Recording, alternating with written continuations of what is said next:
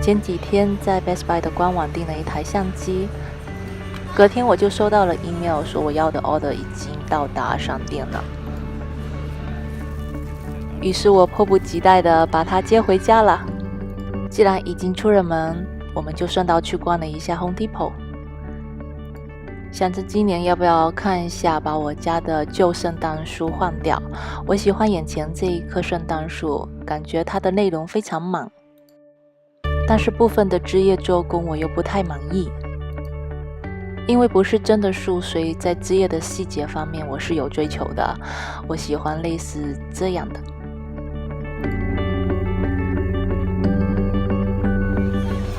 小逛完了之后，来到了一家我常来的餐馆。因为是周末，所以今天他们比较忙，非常多的人在等位置。前台告诉我们需要有20分钟的等待时间。没有办法，既然来了，只好等了。谁叫我们嘴馋他们家的 nacho。结果我们等了半个小时，终于等来了这一盘我们一直想吃的 nacho。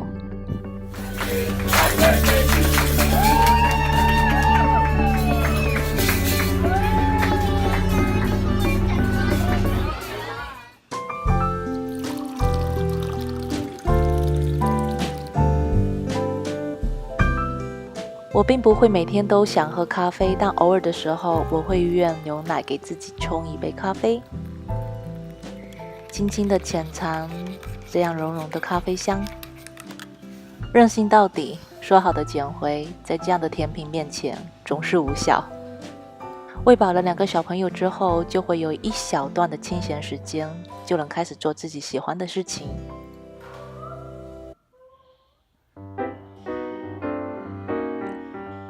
这个类型的照相机在索尼和家人之间，我曾经做过一些功课，也去过2家专门卖摄像用品的专店，但他们均没有这台相机的展示品。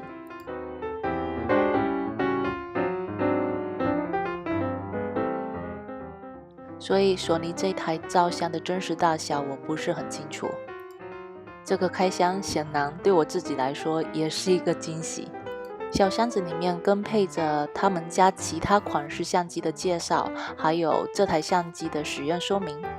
使用说明书真的好几本，看得我心非常非常虚。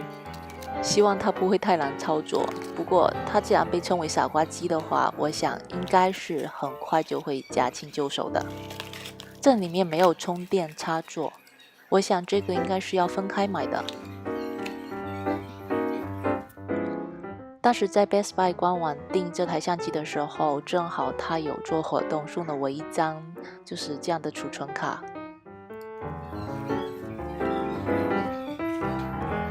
OK， 正式把这台照相机拿在手里，不知道是不是我自己的爪子太小，这台相机并不是我看到别人分享里或我自己想象中那种小巧。喜欢它的一个原因也是因为这个显示屏。根据你的需求，它可以做出很多角度的翻转，这点非常非常方便。相机的侧面会比我想象中的要厚一些，它握在手里其实是非常有分量感的。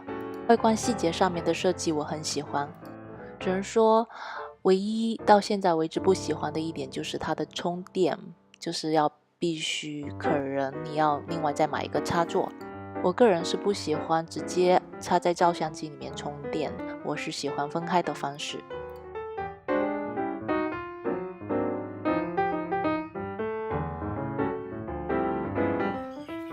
那么接下来我先把所有的配件、内存卡啊、电池啊通通都装好，看一下主机里面是什么样子。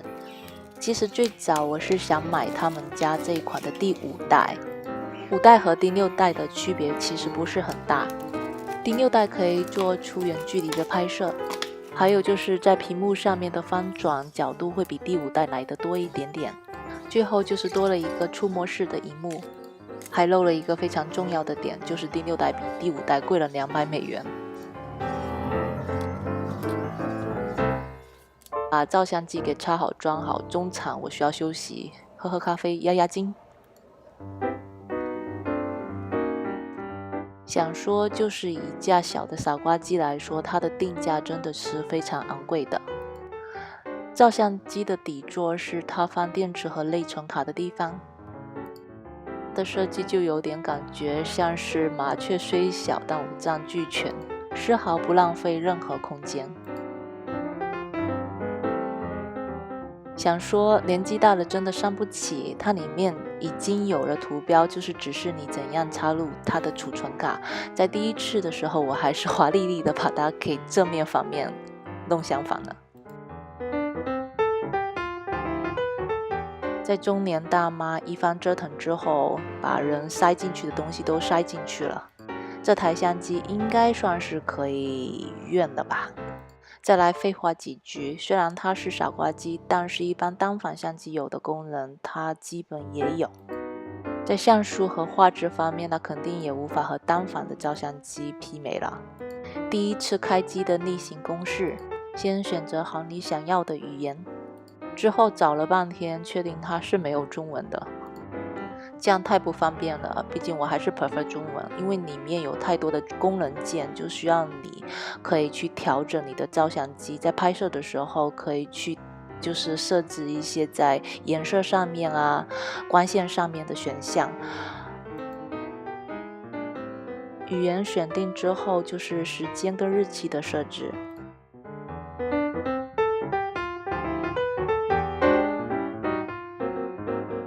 它的问题还真多，最后就是要选择你所在的区域在哪一个范围。大家看到这个齿轮了没有？它可以向左向右自由的旋转，然后同时它整个圈都是一个按键。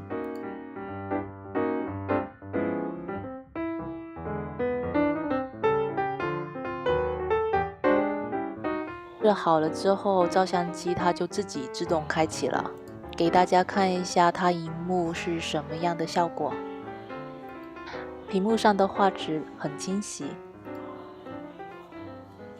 还有一个对焦的小窗口设计是在这里，因为有一些人他们不喜欢用屏幕直接拍摄照片。大家请原谅我的错误示范，其实它可以直接按下去就自动收回去了，不需要我再多此一举。这个也是第6代和第5代之间不同的地方。第6代远程拍摄这个功能，在我看来是真的是有必要有的，特别是小朋友一起出去玩的时候，当他们跑跑走走的时候，你可以把镜头给拉近，这样你所需要拍摄的对象就不一定非要在你的面前了。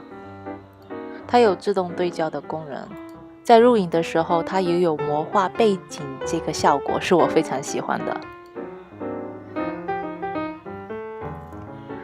从外观到它的质感来说，没有什么好挑剔的。接下来我就要把这个保护绳给接上去。在买这家照相机的时候，我在网上也订了一个脚架，也是一种就是放在手上的一个手杆。在那个手杆还没有寄到之前，先这样凑合的用着吧。接下来就在研究怎样给它充电。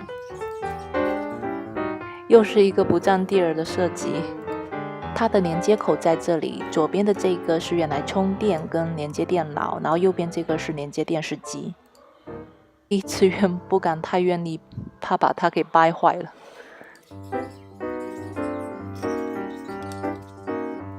OK， 现在所有的设置都已经完成，基本的拍照和查看照片的操作我应该是会了吧。当然其他的功能的使用我会上网去看一下其他博主的分享，然后让我先约一段时间之后再继续回来跟大家更新一下我对它的使用感受。